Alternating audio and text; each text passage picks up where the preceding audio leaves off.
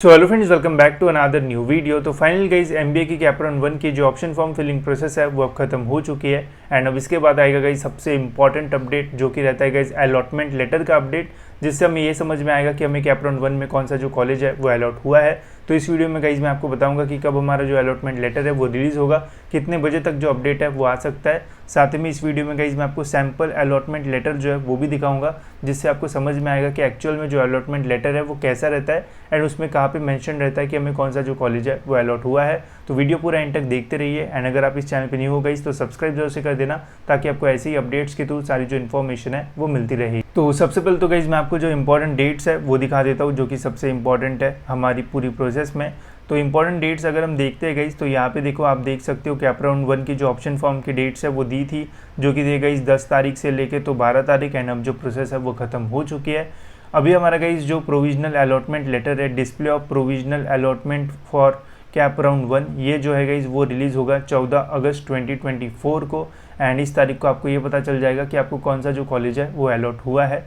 अब 14 तारीख को गाइज कितने बजे तक अपडेट आ सकता है वो भी मैं आपको बता देता हूँ। तो देखो गाइज, जनरली जो सीईटी के अपडेट्स आते हैं वो 5 बजे से 6 या 7 के आसपास जो है वो आ जाते हैं। तो 5 से 7 बजे के आसपास हमें जो अलॉटमेंट लेटर है वो हमें अपने लॉगिन में जो है वो देखने को मिल सकता है। अभी जो ऑप्शन है वो कहाँ पे आता है अलॉटमेंट लेटर चेक करने का, वो भी मैं आपको जो है वो दिखा देता हूँ, ताकि बाद में आपको जो है वो ज़्यादा कन्फ्यूजन ना हो।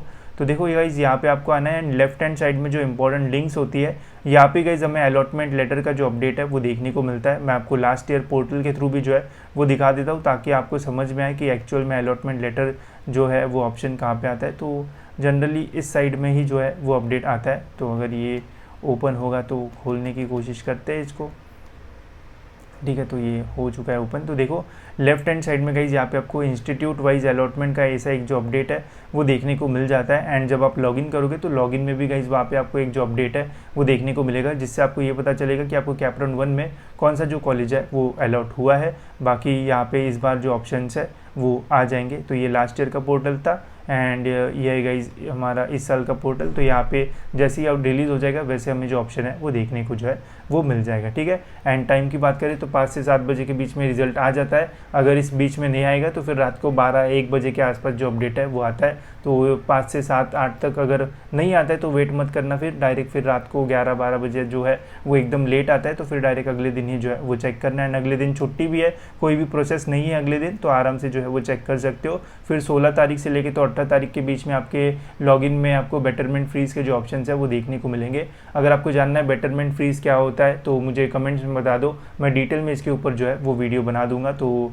बता दो वीडियो चाहिए या नहीं, तो वैसे मैं जो है वो बना दूंगा अगर कमेंट्स आती है तो 16 तारीख से लेके तो 18 तारीख के बीच में आपका एडमिशन कन्फर्मेशन रहेगा, जहाँ पे अगर आपको एडमिशन लेना है तो आपको कॉलेज में विजिट करना पड़ेगा। अगर आपको नेक्स्ट राउंड में जाना है तो फिर आप ऑनलाइन ही सारी जो चीज़ है वो कर सकते हो। ठीक है, अब गाइज हम ये देखते हैं कि हमारा जो अलॉटमेंट लेटर है वो रहता कैसा है एंड उसमें हमें कौन सी जो चीज़ है वो देखने को मिलती है। ये देखने से पहले गाइज, अगर आपने अभी तक हमारी काउंसलिंग प्रोसेस में एनरोल नहीं किया है एंड अगर आपको ऑप्शन फॉर्म फिलिंग प्रोसेस में काफ़ी डिफिकल्टीज फेस करने को मिली, तो आप हमारा जो काउंसलिंग प्रोसेस है वो ले सकते हो।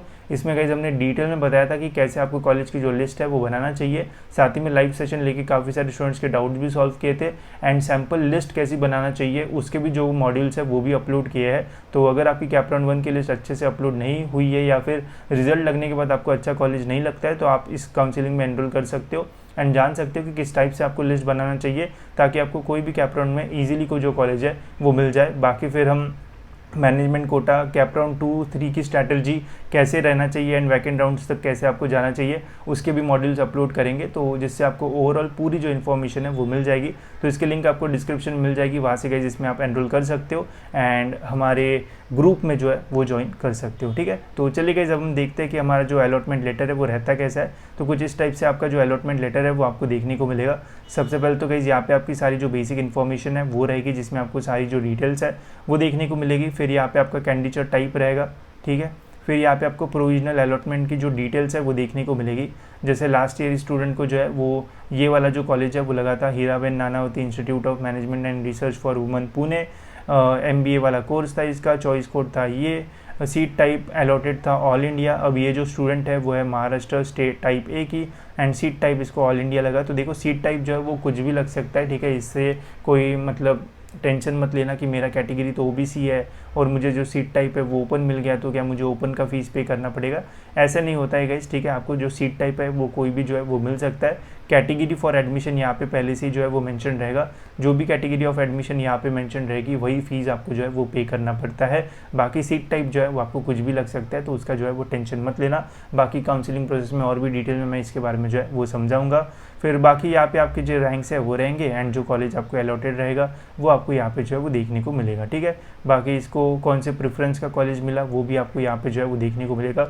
सपोज अगर आपने 10 कॉलेजेस डाले तो उन 10 कॉलेजेस में से कौन से नंबर का कॉलेज आपको मिला वो भी गाइज यहाँ पे जो है वो मेंशन रहता है, ठीक है। तो कुछ इस टाइप से गाइज हमें अपनी जो अलॉटमेंट लेटर है वो देखने को मिल जाता है, जहाँ पे आपको पता चलेगा कि कौन सा कॉलेज आपको जो है वो अलॉट हुआ है। एंड फिर गाइज उसके बाद आप डिसाइड कर सकते हो कि आपको कौन से राउंड में जो है वो जाना चाहिए, क्या नेक्स्ट राउंड में जाना चाहिए या फिर इसी राउंड में एडमिशन लेना चाहिए, तो वो बाद में आप जो है वो डिसाइड कर सकते हो, ठीक है। बाकी एडमिशन कन्फर्मेशन के लिए 2 या 3 दिन का ही टाइम मिलता है। एंड जिनको भी एडमिशन लेना है कैपरॉन 1 में तो फिजिकली कॉलेज में जाना पड़ता है, तो पहले से ही जो है वो थोड़ा प्रिपेयर्ड रहो। एंड मैं मतलब काउंसलिंग में जब बताया था कि कॉलेज की लिस्ट कैसे बनाना है तो उसमें ये भी बोला था कि जो कॉलेजेस आपको लग रहे हैं एंड अगर आप वहाँ पे एडमिशन लेना चाहते हो तो पहले से ही प्रिपरेशन में रहो, अगर आपको पहले ही राउंड में एडमिशन लेना है तो। बट स्ट्रैटेजी कैपरॉन 1 में एडमिशन लेना उतना अच्छा नहीं कहते, कैपरॉन 2 एंड 3 तक जाना चाहिए। बाकी डिटेल में और मैं समझाऊंगा मिनी काउंसलिंग में भी एंड यूट्यूब पे भी वीडियोस डालते रहूँगा, ठीक है। बाकी होप्स आपको सारी जो चीज़ है वो समझ में आ गई होगी कि कब रिजल्ट लगेगा, कितने बजे तक आ जाएगा, कैसा सैम्पल अलॉटमेंट लेटर है एंड और भी बाकी सारी चीज़ें। इसके अलावा और भी कुछ डाउट्स होंगे या फिर और भी कुछ बनाना चाहिए मुझे वीडियोज़ तो कमेंट्स में बता देना, वो भी मैं आपके लिए जो है वो अपलोड कर दूँगा, ठीक है। तो फिलहाल गाइस इस वीडियो में इतना ही। होप्स आपके वीडियो इन्फॉर्मेटिव लगा होगा एंड मिनी काउंसलिंग की लिंक के डिस्क्रिप्शन में मिल जाएगी, वहाँ से आप इसमें जो है वो एनरोल कर सकते हो, ठीक है। तो मिलते हैं गाइस ऐसी और एक इन्फॉर्मेटिव वीडियो में।